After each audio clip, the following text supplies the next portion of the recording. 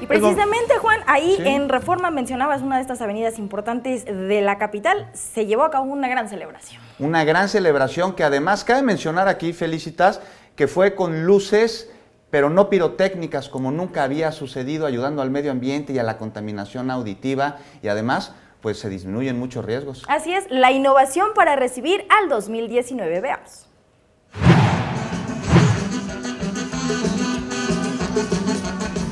Con la participación estelar de Coque Muñiz, Los Plebeyos y Margarita la diosa de la cumbia, los capitalinos despidieron el 2018 en una magna celebración.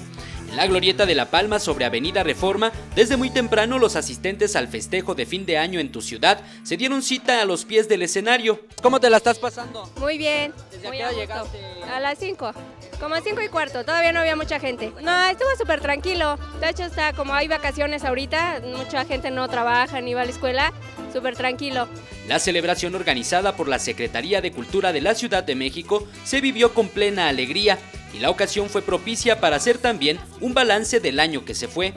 Que nos despedimos de este año 2018 excelente, prendidos, entusiastas. Los propósitos del año que comienza se hicieron presentes en este festejo.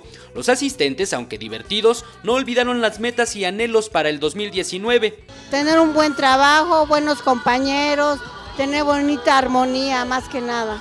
Bueno, espero la paz de todo nuestro país, lo mejor para nuestro país y que ya acabe la delincuencia. El gran festejo de fin de año en tu ciudad culminó pasada la medianoche y las autoridades reportaron saldo blanco, pues la celebración estuvo custodiada por más de 2,000 policías capitalinos.